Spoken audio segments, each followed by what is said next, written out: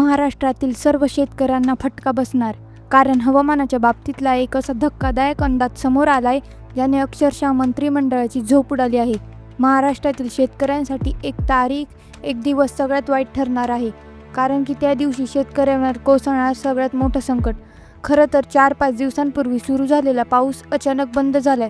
अजूनही महाराष्ट्रातल्या 50% भागांमध्ये पाऊस नाहीये. 50% भागात थोडासा समाधानकारक पाऊस झालाय. शेतकरी वाट पाहतोय की कधी चांगला पाऊस येईल आणि आपली पिकं वाचतील. पण तेवढ्यात एक अशी विचित्र प्रणाली सक्रिय झाली आहे की जिने अक्षरशः शेतकऱ्यांच्या पायाखालची जमीन सरकणार. खरं तर 4-5 दिवसांपूर्वी थोड्याफार प्रमाणात पाऊस सक्रिय झाला होता. सगळ्यांना वाटलं पाऊस पडेल, पण अचानक काल रात्री पाऊस थांबला. आता त्यावेळेस चर्चा सुरू झाली पावसाच्या विश्रांतीची. पण अचानक एक महाराष्ट्रात भयानक घटना घडली. निसर्गाचा एक असा संकेत समोर आलाय ज्याने अक्षरशः सगळी कामं बंद करण्याचा निर्णय घेतला जाणार. या तारखेपासून सगळं बदलणार, कारण की महाराष्ट्रातल्या शेतकऱ्यांवर तिन्ही बाजूनी एक विचित्र संकट येत आहे, जे गेले 150 वर्षात कधीच आलं नव्हतं. त्यामुळे एक तारीख जाहीर करण्यात आली. एक असा दिवस सांगण्यात आलाय जो महाराष्ट्रातल्या शेतकऱ्यांसाठी, नागरिकांसाठी सगळ्यात वाईट ठरणार आहे. लक्षात घ्या, ही माहिती, हा इशारा कुठलाही बनावट इशारा नाहीये किंवा हवेतल्या गप्पा नाहीयेत, कारण की महाराष्ट्राच्या अगदी जवळच्या समुद्रात एक अक्रार चक्राकार स्थिती निर्माण झाली आहे. खरं तर काल अचानक रात्री पाऊस बंद झाला. आज संपूर्ण महाराष्ट्रात सूर्यदर्शन झालेलं पाहायला मिळतंय आणि लोकांना वाटलं होतं अचानक परिस्थिती कशी काय बदलली, पण त्याला कारण होतं समुद्रात तयार झालेली चक्राकार परिस्थिती. आता खरं तर ही फक्त सुरुवात होती, पण त्यानंतर 2 तासांच्या आत बंगालच्या उपसागरात पुन्हा त्याच तीव्रतेची एक त्यापेक्षा भयानक परिस्थिती निर्माण झाली. आता कोणी खरं तर याला जास्त सिरियसली घेतलं नाही, कारण की पाऊस तोपर्यंत कमी झाला होता. पण जेव्हा जागतिक हवामान संस्थेने एक सॅटेलाईट फोटो थेट पंतप्रधानांना पाठवला, तो फोटो जो होता तो संपूर्ण भारताचा होता, ज्यामध्ये अरबी समुद्र, बंगालचा उपसागर आणि उत्तरेकडून एक तिसरं विचित्र संकट महाराष्ट्राच्या मधोमध येताना दिसतंय. ज्यामुळे आता अख्ख्या मंत्रिमंडळाची झोप उडाली आणि त्यानंतर एक विशेष तारीख जाहीर करण्यात आली. या तिन्ही ठिकाणांहून एक विचित्र स्फोट होणार असून त्यात सगळ्यात मोठा फटका शेतकऱ्यांना बसणार आहे. कोणाचाच विश्वास बसत नाहीये. 3 वेगवेगळ्या दिशांनी महाराष्ट्रावर 3 संकट येत आहेत. खरं तर हे कमी पाऊस पडेल किंवा जास्त पाऊस पडेल ही परिस्थिती नाहीये, तर एक तिसरं संकट शेतकऱ्यांच्या पिकांवर येते. खरं तर आजपर्यंत आपण पाहिलं की निसर्गातला बदल हळूहळू होत असतो. एका समुद्रात परिस्थिती बदलते, त्यानंतर दुसऱ्यामध्ये बदलते. पण यावेळेस दोन्ही समुद्रात एकाच वेळी परिस्थिती बदलली. त्यानंतर उत्तरेकडून तिसरा हवेचा प्रवाह महाराष्ट्राच्या दिशेने वेढला गेलाय. आता बातम्यांमध्ये याचे जे परिणाम दिसत आहेत तर ते दिसायला लागले आहेत. बातम्या देखील येऊ लागल्या आहेत. तुम्ही पाहिलं असेल, अचानक 2-3 दिवसांपूर्वी धुळे जिल्ह्यामध्ये महापूर आला होता. विदर्भातील काही जिल्हे, गावे अक्षरशः पाण्याखाली गेली होती. नाशिकमध्ये अचानक भूकंप झाला होता. मराठवाड्यात पाऊस पडत नाही, तिथे अचानक एका गावात गारपीट झाली. तर याचं कारण होतं हे 3 ठिकाणांहून येणारं 3 संकट. आता खरं तर हा फक्त ट्रेलर होता, पण खरा पिक्चर एका तारखेला येतोय, ज्यामुळे आता ज्या शेतकऱ्यांची मुलं शाळेत जातात, कॉलेजला जातात किंवा जे शेतकरी बाहेर कामाला जातात त्यांच्यासाठी एक महत्त्वाचा नियम सांगण्यात आलाय. सर्व लोकांच्या बाबतीत एक निर्णय घेण्यात आलाय. एक तारीख जाहीर करण्यात आली. तसेच कोणत्या जिल्ह्यामध्ये कसे नियम असणार याची माहिती मुख्यमंत्र्यांनी आता सर्व शेतकऱ्यांसाठी दिली आहे. पहा, 5 इशारे असे देण्यात आले. ते इशारे प्रत्येकाला पाळावेच लागतील.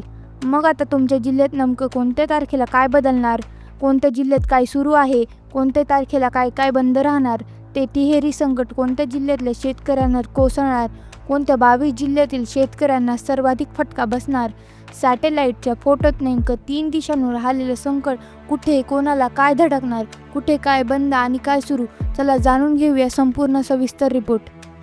महाराष्ट्रातल्या शेतकऱ्यांसाठी सर्वात वाईट दिवस येतोय, कारण की महाराष्ट्रावर होणारा निसर्गाचा सर्वात मोठा हल्ला. 4-5 दिवसांपासून महाराष्ट्रामध्ये मान्सून हळूहळू काही ठिकाणी वेगाने सुरू होता. काही ठिकाणी पूर येत होता, तर काही ठिकाणी घरं पाण्याखाली गेली होती, तर काही ठिकाणी धरणं वाहत होती. पण अचानक काल रात्री पाऊस विचित्र पद्धतीने कमी झाला. सुरुवातीला लक्षात आलं नाही, पण त्यानंतर जी माहिती समोर आली त्याने संपूर्ण महाराष्ट्राच्या पायाखालची जमीन सरकली. कारण की महाराष्ट्राभोवती निसर्गाने 3 दिशांनी 3 महासंकटाचा वेढा आखलाय, ज्यामुळे आता संपूर्ण प्रशासनाची आणि जनतेची धडकी भरली. आता प्रत्येक जिल्ह्यामध्ये आणीबाणीच्या सूचना जारी करण्यात आल्या, कारण राज्यातील सर्व 36च्या 36 जिल्ह्या एका चक्रात सापडणार आणि ज्याचा सर्वात मोठा फटका शेतकऱ्यांना बसणार. पहिलं महासंकट येतंय म्हणजे अरबी समुद्रातून. गेल्या 24 ते 48 तासात अरबी समुद्रात अतिदमट बाष्पाचा असा काही अकरार विकराळ साठा तयार झालाय, ज्याने हवामान खात्याचे जुने रेकॉर्ड मोडले. एकाच वेळी प्रचंड क्षमतेने ढग किनारपट्टीच्या दिशेने ढकलले गेले आणि समुद्रातील हवेचा दाब इतक्या वेगाने खाली घसरला की ताशी 60 ते 70 किलोमीटर वेगाने चक्राकार वारे वाहू लागले. अरबी समुद्रातून आलेला हा पहिला फटका इतका भीषण होता की ही माहिती मिळताच घाईघाईने मंत्रालयात रात्रीच मुख्यमंत्र्यांनी बैठक बोलावली आणि त्यानंतर हा मोठा निर्णय घेण्यात आला. आता शेतकऱ्यांनो, तुमच्या जिल्ह्यात कुठे काय काय होणार, कोणते जिल्हे हाय अलर्टवर, कोणत्या जिल्ह्यात रेड अलर्ट, कुठे येलो अलर्ट हे सांगण्यात आले.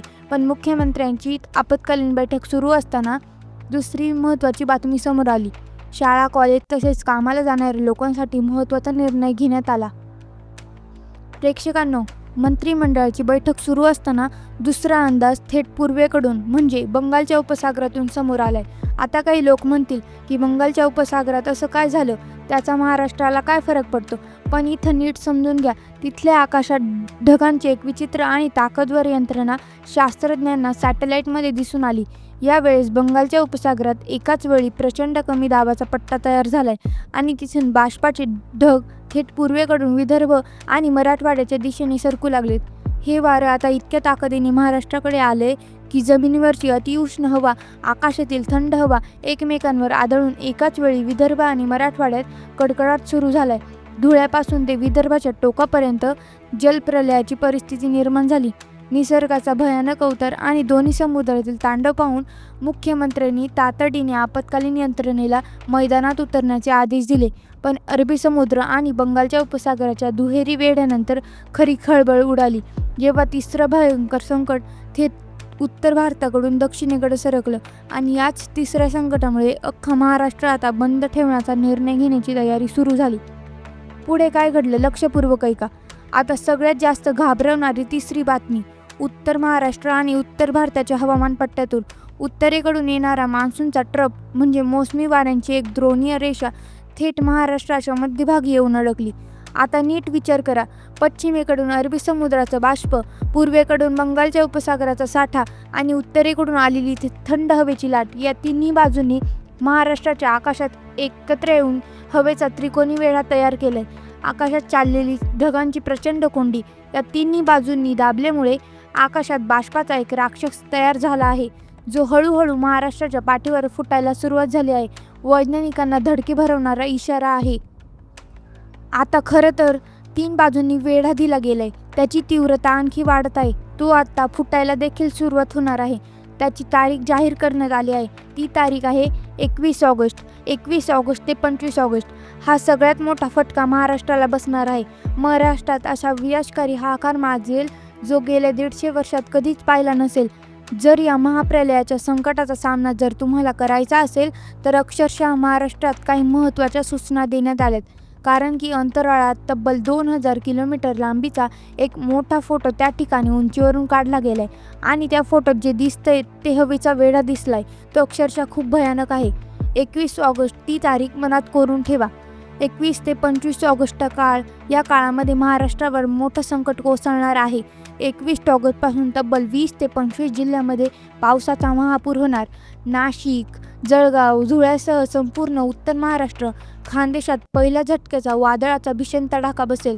त्यापाठोपाठ छत्रपती संभाजीनगर, जालन्यासह मराठवाड्यात आणि पश्चिम महाराष्ट्रातील कोल्हापूर, सांगलीच्या भागात आभाळ फाटून प्रलयकारी पावसाचं तांडव पाहायला मिळेल.